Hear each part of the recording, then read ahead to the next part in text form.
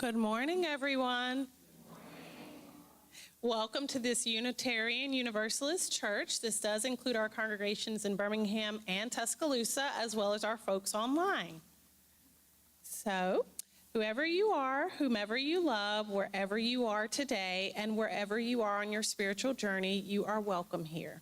Today, we honor the pagan holiday of Imbolc, and I hope I said that correctly, an ancient Gaelic festival marking the beginning of spring and the midpoint between the winter solstice and spring equinox. And our CUPS folks are helping to lead the service this morning. We invite all to join us in the celebration of the midpoint of winter. To all who are here this morning, welcome home. The prelude prepares us for worship.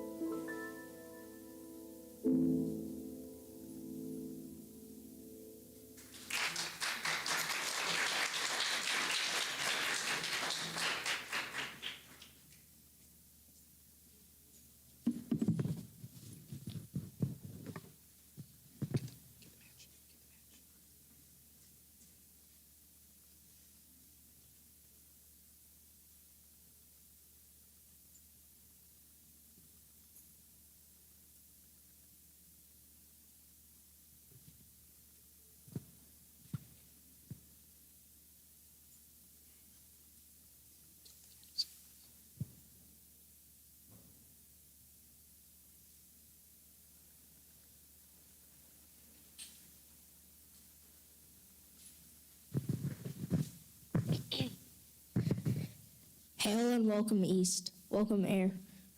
We ask that you come with bride, the maiden, born at sunrise. Bring inspiration and communication to our Imbolc celebration. May she carry our words on the winds. So mote it be.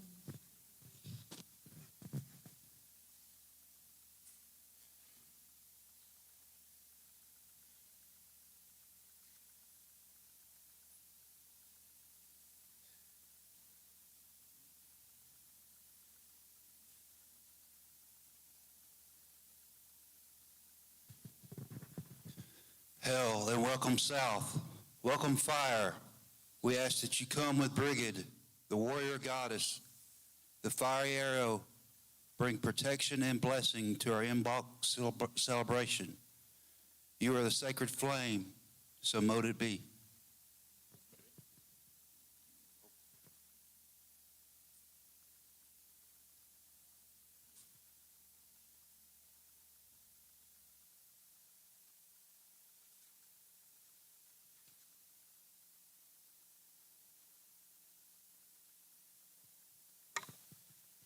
Hail and welcome west, welcome water.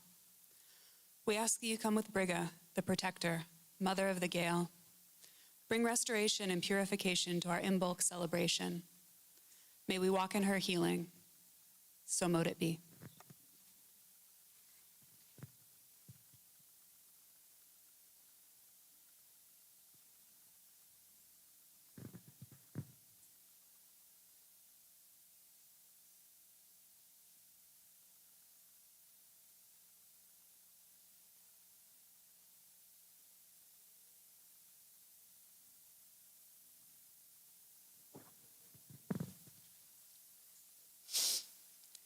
Hail and welcome north. Welcome earth. We ask that you, excuse me, we ask that you come with Grand Brigitte, the crone, keeper of the bones. Bring the death of winter and cold to our Imbolc celebration. May we find rebirth and fertility. So mote it be.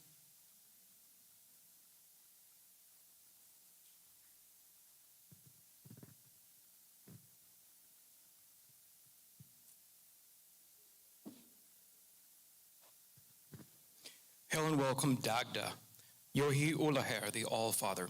We invite you to join us this Imbolc Sabbath, protector, provider, procreator, sire of Brigid, the flame of Ireland. We acknowledge your rule over life and death and give thanks for the bounty of your table. Kindle in us your spirit and guide the magic we work. So mote it be.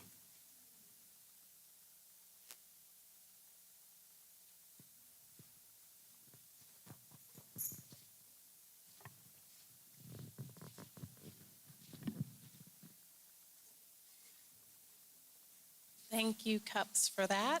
In the spirit of inclusivity and welcome, please take a few moments to greet those around you, especially those you may not recognize.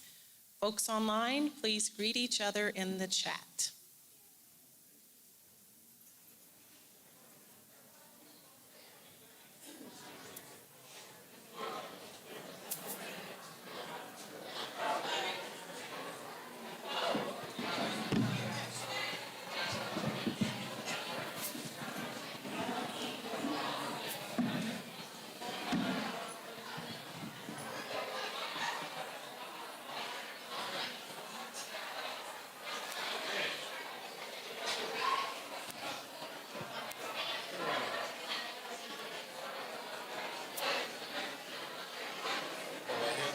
Test. It's fine. They just told me to. I just.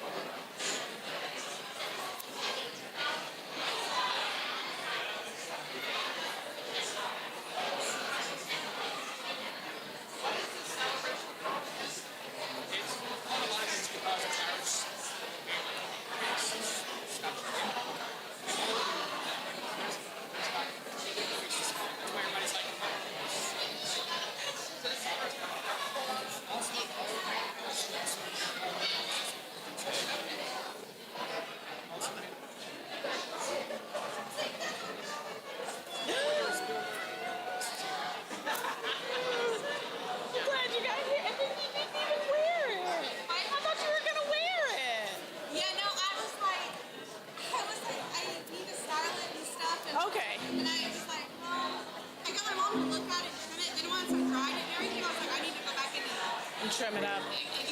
Okay. Yeah, do you want to? I was one. Hello. If everyone could make their way back to their seats, please. So beautiful to see everyone.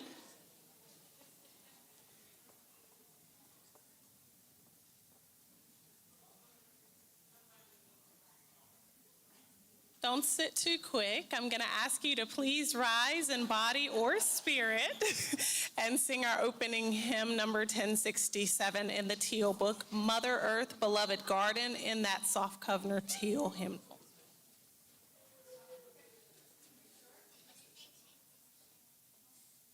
Which one do you want to do? It's the other way around.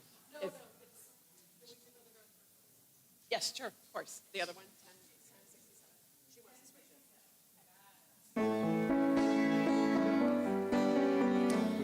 1067. 1067. Mother, beloved gardens, living treasure underfoot. All our days you crowned our being sage, this outer grass unplucked. Herbs to heal us, plants to feed us, land to till and tend and plow. With the pendant deep as midnight north, we ask you be here now.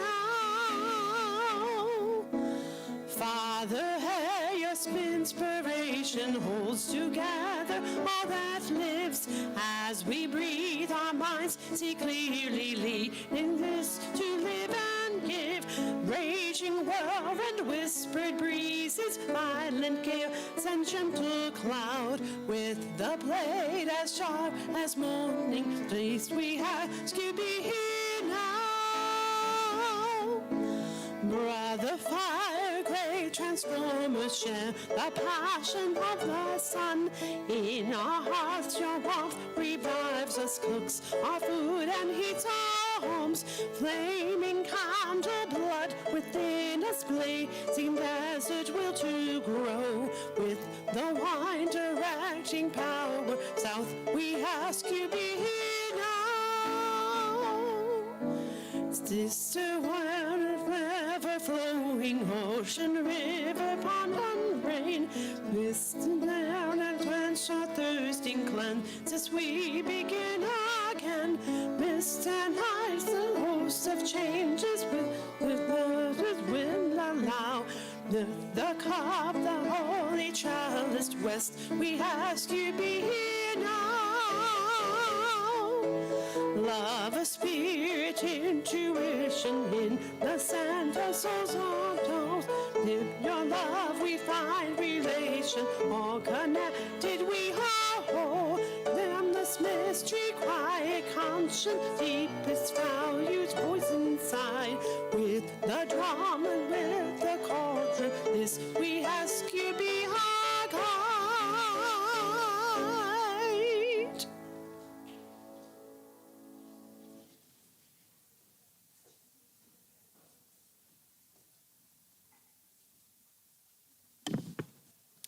Hey guys, I'm Misty. I'm a member of the Justice Committee, and I'm also one of our representatives for the Alabama Reproductive Health, Rights, and Justice Coalition, which our church is a part of, as well as other nonprofits, community organizers working toward reproductive justice in Alabama.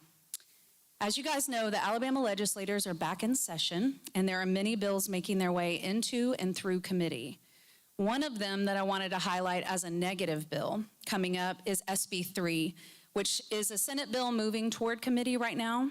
For the third year, Alabama legislators have brought back this bill, which would require any sex education that's taught in Alabama K through 12 schools be abstinence only until marriage. They're now referring to it as the sexual risk avoidance curriculum. It's for real. So I'm glad this is the right audience for this. This is a bill that not only promotes abstinence-only sex ed, but also educates youth on how to surrender a newborn or give up one for adoption, but specifically does not provide any information on abortion, how to obtain birth control, LGBTQ plus sexuality, and forbids any demonstration of contraceptive use. Keeping information from young people about safe sex does not prevent them from having it, as evidenced by Alabama having the 5th highest teen birth rate in the country. We're like, yes. Comprehensive sex education has shown to lower STD rates, unplanned pregnancies, and help prevent sexual violence. And I don't have to tell you guys, but young Alabamians deserve access to comprehensive, scientifically backed sex ed, as understanding one's body and reproductive health empowers young people to make choices that align with their values and well-being. So we have an action item. If anyone wants to tell your reps to vote no on this bill, you can call your rep and ask them to oppose SB 3. But I've made it easier for you. So if you want to send an email or letter, I've made these fun QR codes. They're on the table in the narthex, and they are going to take you to a quick form. And once you enter your information, it literally takes 30 seconds. It identifies where you live and sends an email and a letter directly to your specific rep. So those are on the table. Thank you guys for your time.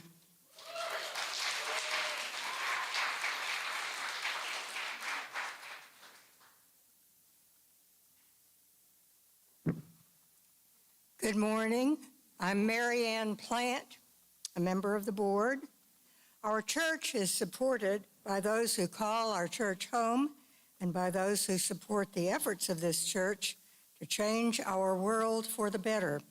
If this is your first time with us, please just pass the plate. We're just glad that you are here. We share our cash plate every Sunday with organizations whose work reflects UU values to care for marginalized persons, advocate for real and systemic change, defend our environment, and promote justice and equity for all. Today, we're sharing the plate with Faith in Action Alabama.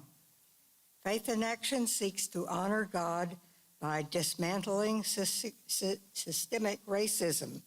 This organization's 2026 priorities are creating a more just justice system, ensuring all Alabama students have an equitable education regardless of zip code, and finding ways to alleviate poverty by reallocating state resources.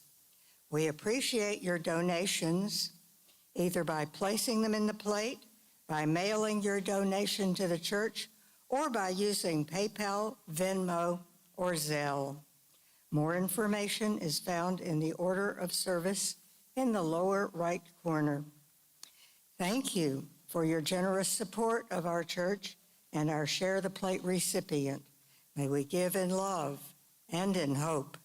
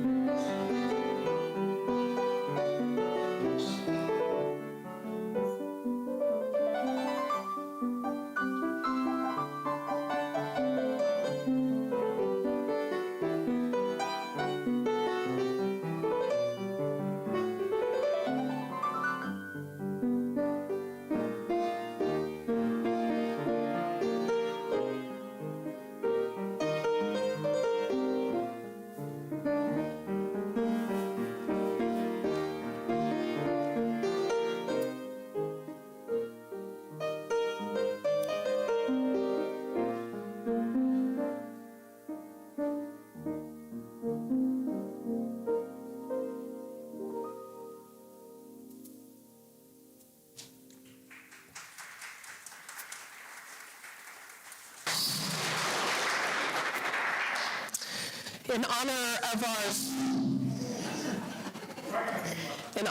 our service.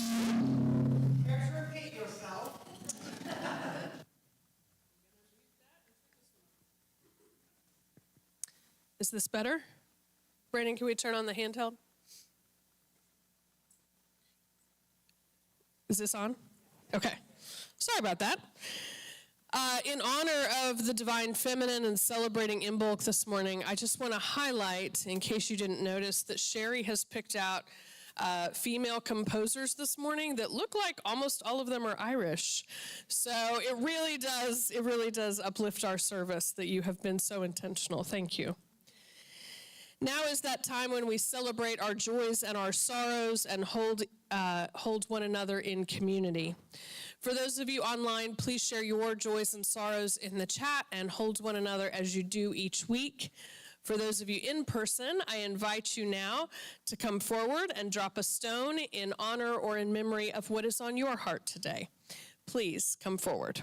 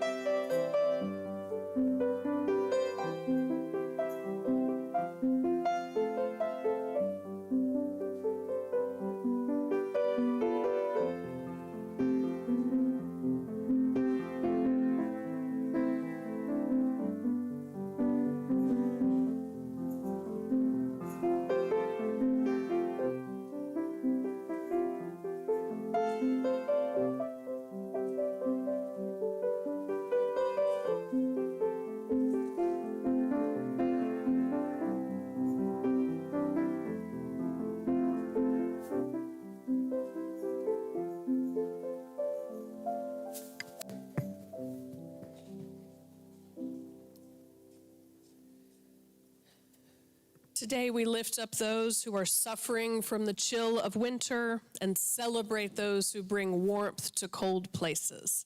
May we hold one another in community and love as we go forth this week.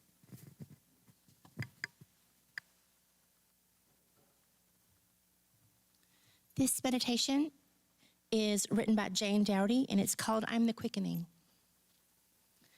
I am the dream of awakening. I am the returning of the light. I am the tough green shoot pushing up through the paved stones. I am the first kiss of sunlight on the unfurling petals of the snowdrop. I am the wind which whispers the gentle pull of home to the migratory bird. I am the drop of ice melting on the mountainside with its great dream upon the ocean. I am the sap rising in the blossom tree just before it reveals its sticky buds to the sky. I am the riotous celebration humming away beneath the earth's mantle of frozen sleep. I am the rousing of the bee from the winter slumber and the soft pad of the mother wolf's paw on the snow as she prepares to birth her pups. I am hope, potential, rebirth, and promise. I am the kindling breath which transforms a spark of inspiration into a blazing torch. Give me the silent crescent moon rising over the sea, and I will build you a bridge of silver light so you can walk across and lie down on it.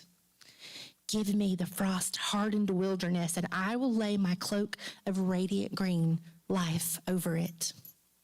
Give me the healer, the poet, the midwife, the craftsmith, and the prophet, and I will replenish her essence and make her new again. I am Bridget, Bast, and Nana, and Hestia. I am the fierce protectress of the sacred flame. Today I bestow my gifts of power and courage at the hearth of your soul, power to shed all that which no longer serves you, and courage to clear your heart and mind for the dawn that awaits you. For I am the longing of the spirit which refuses to be consumed by a narrative of fear and chooses instead to place itself vivaciously on the side of love. I am the song which cannot be silenced, for it is carried deep in the bones of the land. I am the flame which cannot be doused, for it is kept aglow in the hearts of the free. I am the wellspring of knowledge and the milk of the life force. From the darkness of the earth, I give light to the flame which will forge a new world. I am the stirring in your belly that knows what you are capable of and just how much your gifts are needed now. For you are just as much a part of the world as the rivers and the forests, the creatures and the stars and the night sky. All are sacred to me. For I am the exalted goddess of the land, sea, and sky. I am the fire which will not be contained any longer. I am the quickening. I am the serpent uncoiling. I am Imbolc. I am the dream of awakening. Let us take a moment of silence.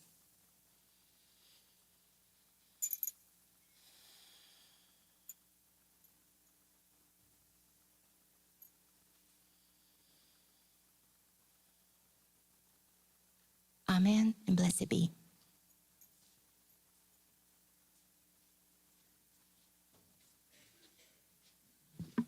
Will the children please come forward?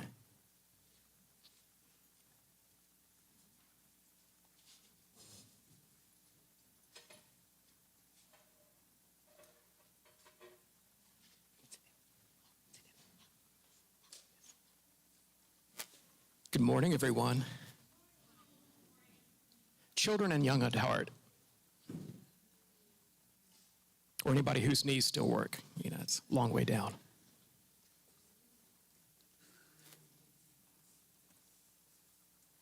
Good morning, everybody. I've got a question. This mic is blocking a few folks up front. Who has ever tossed a coin in a fountain or a well and made a wish? What did you wish for? Remember what you wished for?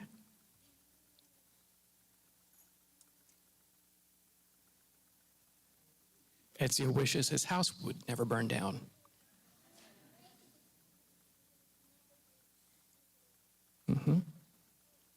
That's a lot for a coin in a well. Anybody else remember anything they wished for? How about you?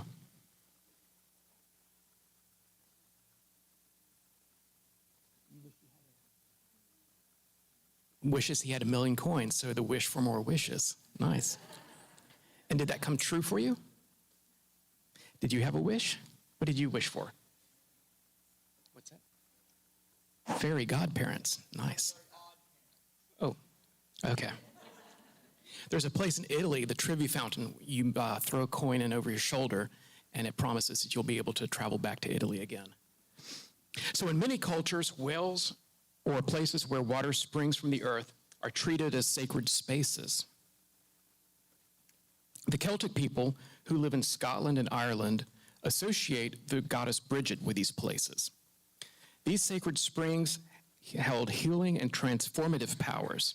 So people would make a pilgrimage, or they would travel a long distance to visit these sites to be healed and to make wishes. They would anoint themselves with the water, or they would drink it, or they would pour it over the places where they had a hurt. This is, wait.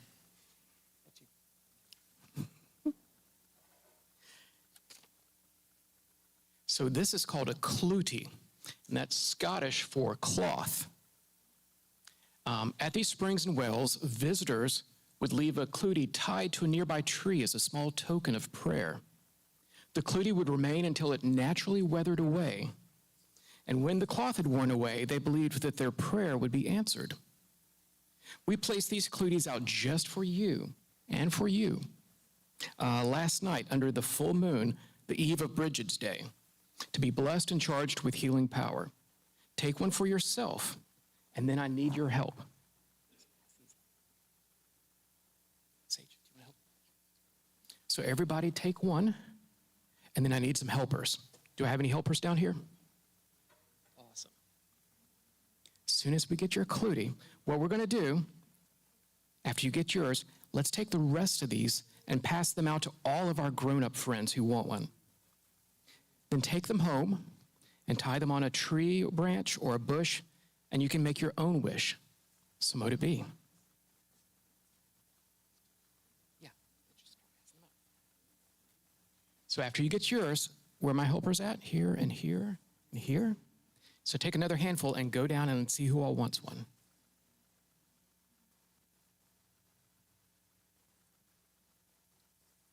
This went a lot faster in my script.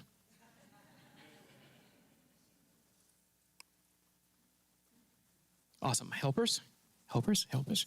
Here. Grab a big handful and let's pass them out. Let's go down this side, down the middle.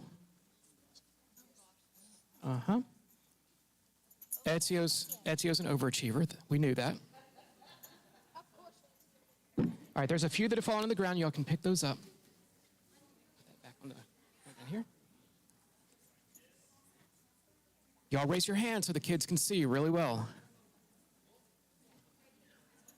I see some back here in the middle, way over on the right side.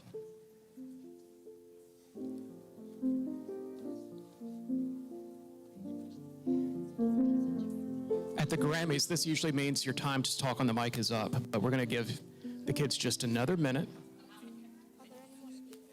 No, not till later.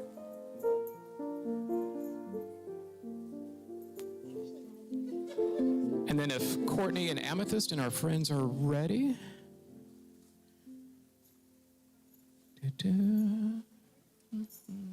Few more to hand out. Sorry, Sherry, I primed that pump just a little too soon.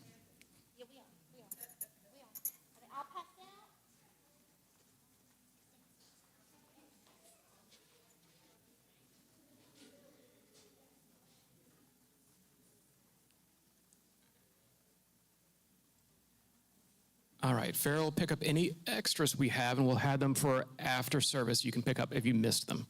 All right, let's sing everybody downstairs. Y'all ready? One, each person is worthwhile, to be kind in all you do. 3, we help each other learn. 4, and search for what is true. 5, all people get a vote.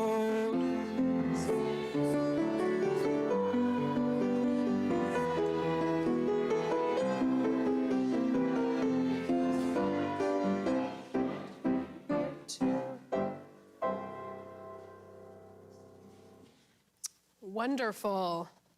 I hope you all look forward to tying your Clootie claws either at home or here at the church as you leave today so that we can put our wishes into the world. Last week, we reflected a lot on toxic masculinity and how prevalent it is in our culture right now. We also celebrated the healthy masculinity among us, which is something that we also need to honor and recognize. Today, we are celebrating the divine feminine in many forms by honoring the ways that femininity shows up in our ancient traditions and honoring the ways that femininity has transformed our culture. And we're going to unpack this holiday a little bit because this holiday of Imbolc that we are celebrating today has been intentionally buried over time. So we're going to start by just pulling back the layers bit by bit. So way north of here, in a place called Jefferson County, Pennsylvania, there is a quaint little town called Puxatawney. Puxatawney, I should be able to say that right. This quiet hamlet of 6,000 people for most days of the year is full of slow-paced, small-town opportunities. But this week, this hamlet has multiplied to tens of thousands of visitors. They often receive up to 40,000 visitors during this week, and only this week of the year. They are coming alive to celebrate their most famous resident, an incredibly overfed rodent named Phil. Now, in 2005, I had the opportunity to visit Phil. I drove through central Pennsylvania, which is completely uninteresting except for its road signs. They had highway signs that said things like, Amish crossing. That's not something we see in Alabama. And one of them said, millions of people don't wear seatbelts. Don't be those people. So they have a very unique way of viewing the world. Now, when it's Puxatawney Phil's week, the week leading up to Groundhog's Day, this quiet little hamlet of punks, as it is affectionately known, grows so large. Every resident is part of the action. Every resident is participating in this festival, selling crafts, making food, providing lodging, hand warmers. It is an all-hands-on-deck moment. It is a great example of when beloved community comes together. It is also extremely bizarre tourism. While you are certainly in a hotel surrounded by this town-wide festival, you also have to wake up at 3 a.m. to be a part of the action. And you have to make this trek to Gobbler's Knob in the cold, on foot, to be in place to watch him wake at sunrise, look for his shadow, and predict the weather for the next 6 weeks. Except that it's all a production. Phil doesn't live in the beautiful, camera-friendly tree stump. He lives with a host of other groundhogs and fills to be in a groundhog sanctuary in town. And that is not to say he lives in any way less than. This is a very spoiled groundhog. He can barely move. He's so well taken care of. He doesn't awake leisurely, as the folklore would say. He is ripped from the tree stump like a teenager who has hit the snooze button 10 times and is going to be late for school. I speak from experience. And then a group of men, they are all men, to my chagrin, in tuxedos and top hats, read Phil's prognostication for the weather, for politics, for world events that has all been conveniently pre-typed and printed en masse for everyone to read. All of this under the glow of TV lights and bright cameras. The origins of Groundhog's Day go all the way back to 1887, when it was the first recorded celebration in Puxatawney. It was born out of a Pennsylvania Dutch superstition that groundhogs can predict the coming of spring with their shadows on February 2nd. It may be a secular holiday, but as you can imagine, knowing where this sermon is going, it is rooted in some ancient traditions. But what is so significant about this moment on the calendar? Since the 4th century of the Common Era, the Christian Church has celebrated Candlemas. It's also called the Feast of the Presentation of Jesus and the Feast of the Purification of the Blessed Virgin Mary, because it is exactly 40 days after December 25th. According to ancient Jewish law, a woman who has just given birth is unclean for 40 days, and therefore not able to enter the temple in Jerusalem. And according to the Jesus story from Luke's perspective, when the time came for their ritual cleansing in accordance with the law from Moses, they brought Jesus up to Jerusalem to present him to God. Every firstborn male will be dedicated.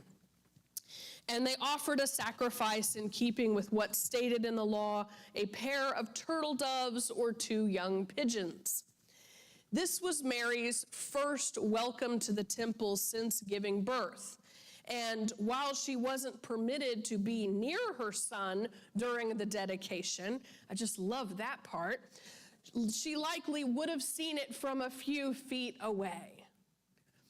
You see how we are going through the layers of patriarchy step by step here.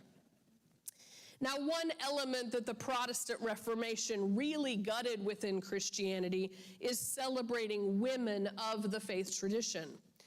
Mary, the mother of Jesus, Mary Magdalene, Priscilla, Lydia, Junia, and Salome, all women respected and celebrated by the early Christian church, canonized by the Catholic Church, and then erased by the Protestants. We need to remember and celebrate these powerful women who shaped Jesus of Nazareth and his followers. After all, without them, there would be nothing. They were providing all of the meals, making all of the travel arrangements, ensuring all of the men were fed, and there would be no Last Supper. There would be no Jesus movement without those early women. They also funded the movement because none of the men were working, so the women were the ones who were paying for everything. They are the real MVPs. Now, one of these women canonized by the Catholic Church, St. Bridget, celebrates her feast day tomorrow. St. Bridget was revered in Ireland as much as St. Patrick, believe it or not. She is credited with creating the first cloistered community of nuns in Ireland on the site of an eternal flame, which women from pre-Christian times had tended since before the time of Jesus. You following me? We're going back in time. You see how we're recentering the story.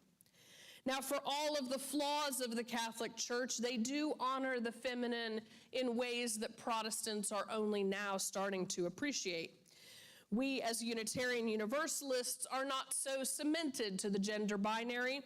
We value the personal characteristics of all people. But as we work out of that mindset of patriarchy, we have to consciously remember those characteristics traditionally deemed feminine. And remember that feminine characteristics are not weak or less than. It is amazing how a holiday born around the central figure of a goddess turned into a male-centered rodent holiday.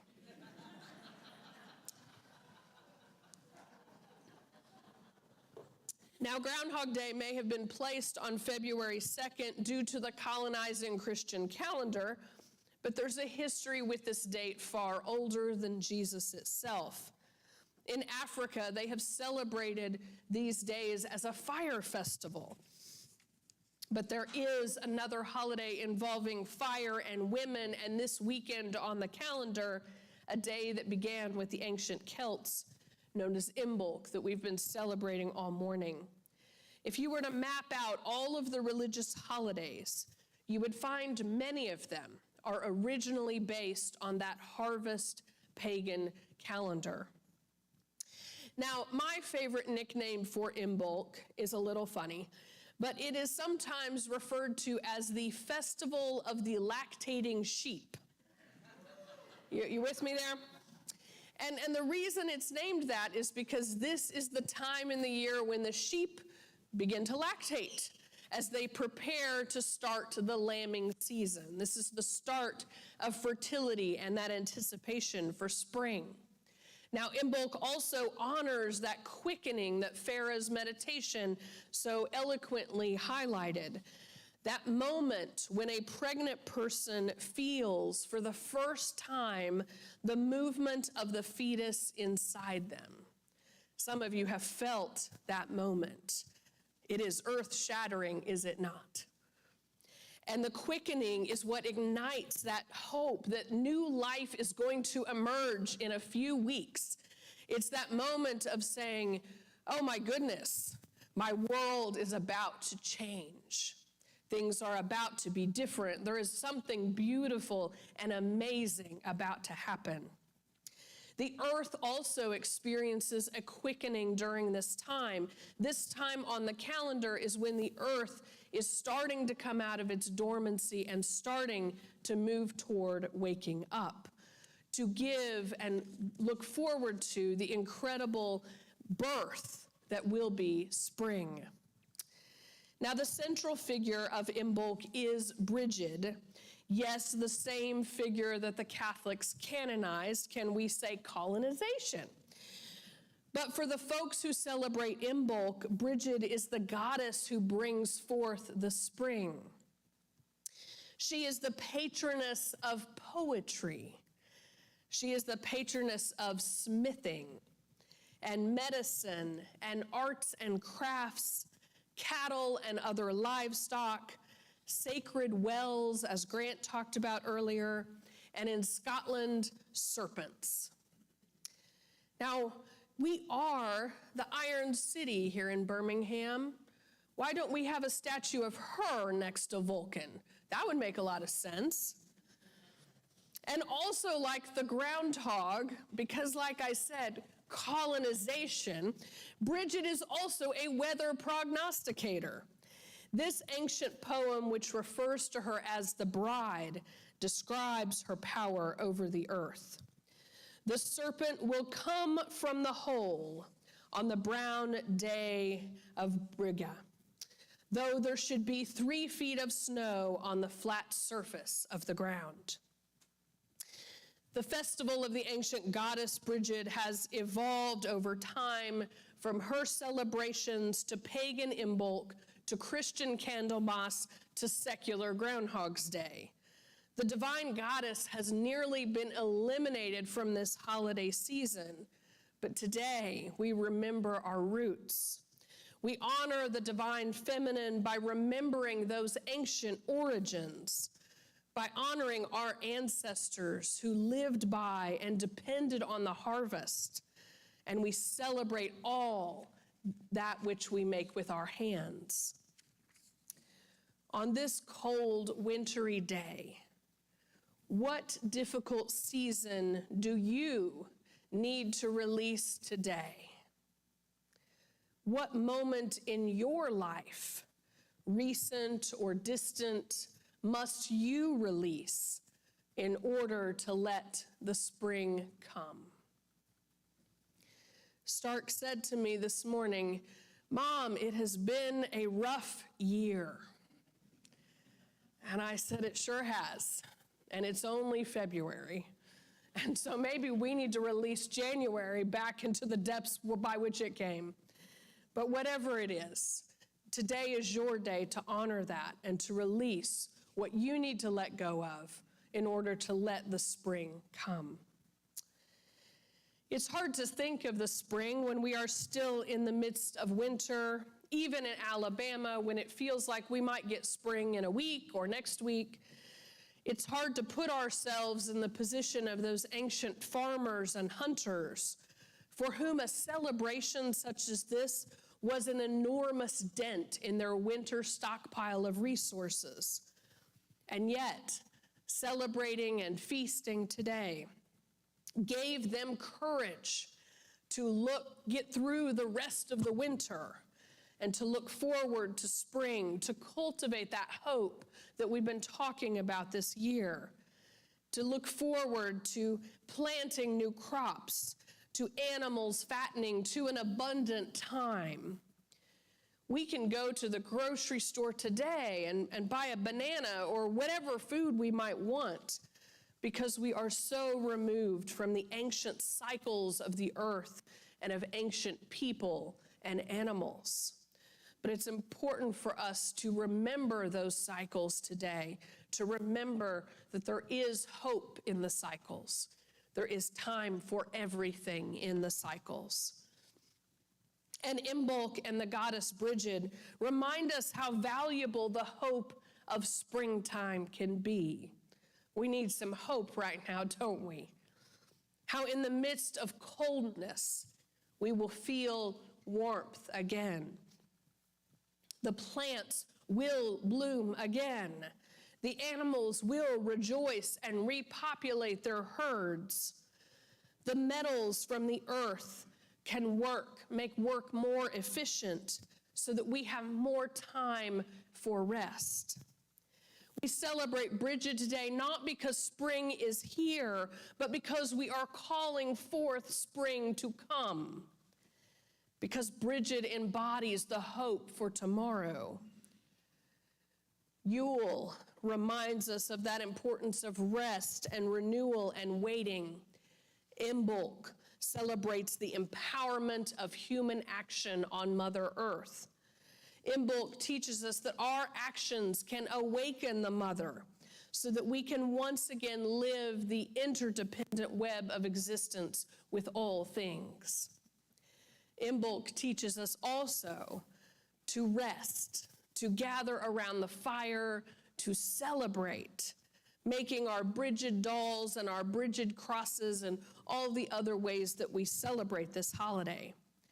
To celebrate community, to rehearse our spiritual practices, to light fires, to energize ourselves with the power of drums, so that when busy times arrive, as they most certainly will, we are better able to negotiate with our teenagers, to care for our aging parents and family, to deal with our coworkers, to pay the bills, to read to our children.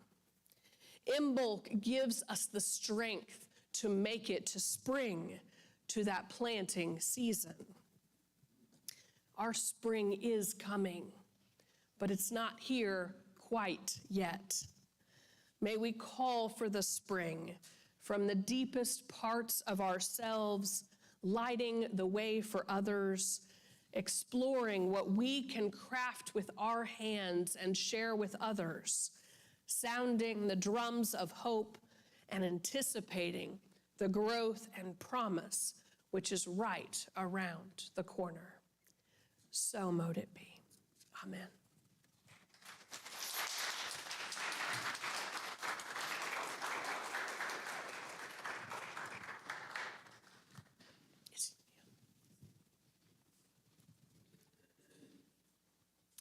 So now please rise and body and or spirit for our closing hymn. It is 1026, If Every Woman in the World.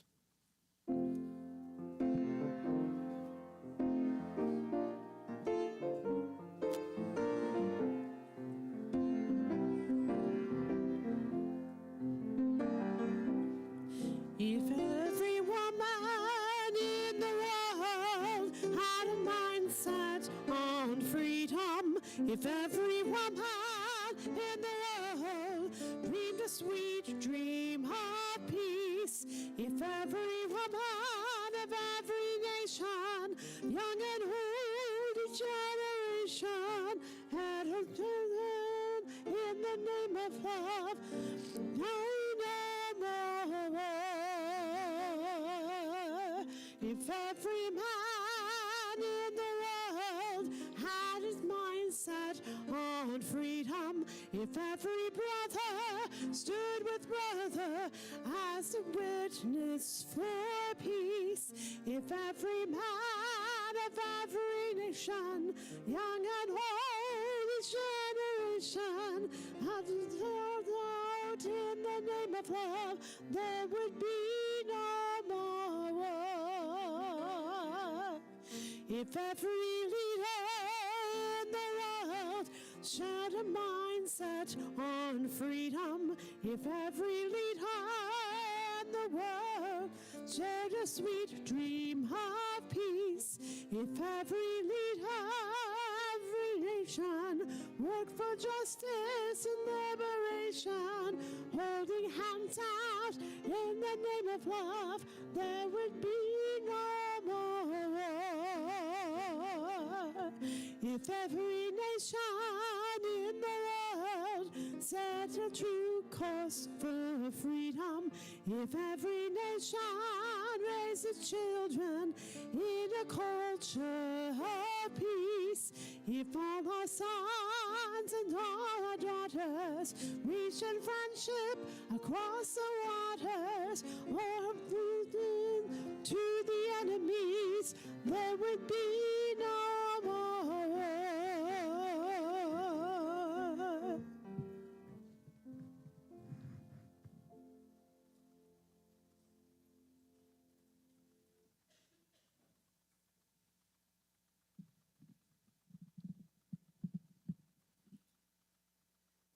Everyone, please make sure that you read your Unitarian Universalist program. Sorry, my brain went out for a minute.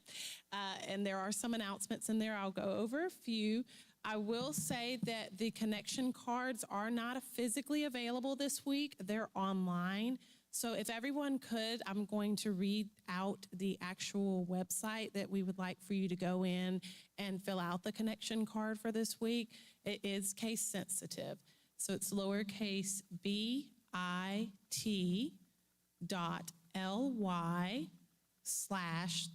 this way, capital U, capital U, capital C, capital B, capital C, lowercase ONNECTION.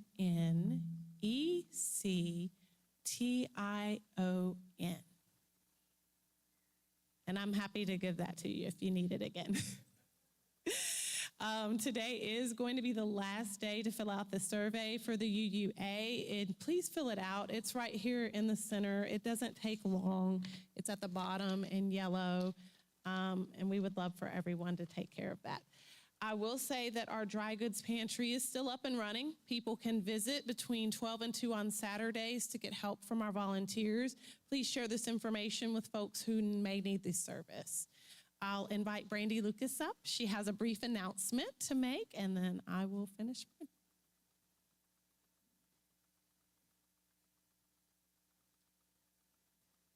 Hi. Don't forget that the Women's Retreat is this coming Saturday, and we are so excited to see you, but you have to register. And we only have like 2 or 3 more spots open. If you want to register, please see me or Deborah Carlisle or Mary Stevenson today, because we really need like a firm count of who's going to be there. So we look forward to it. It's going to be a great time. Thanks.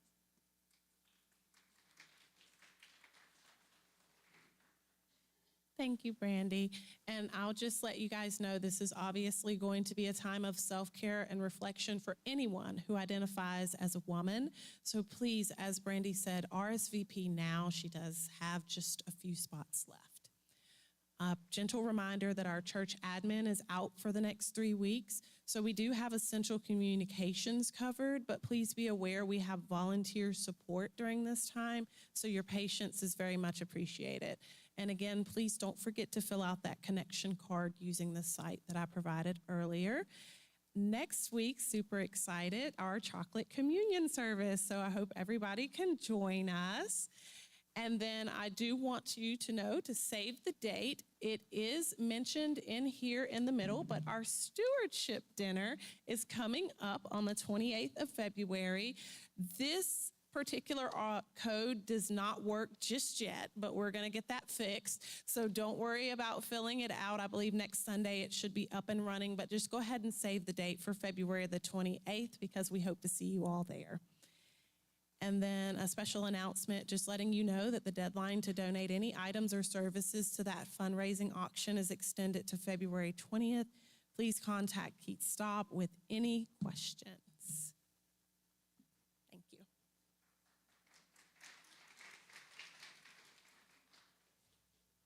Hello. If you have taken home tablecloths to wash, thank you. It's amazing. Could you please bring them back?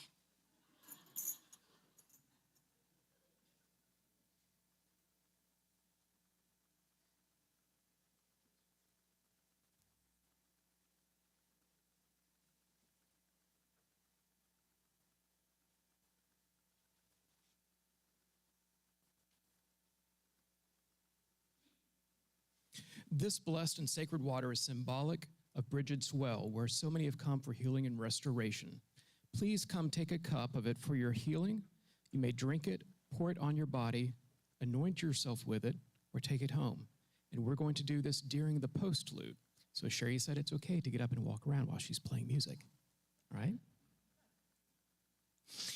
Hail and farewell to the All-Father, Bridget in all her forms. Farewell to the elements.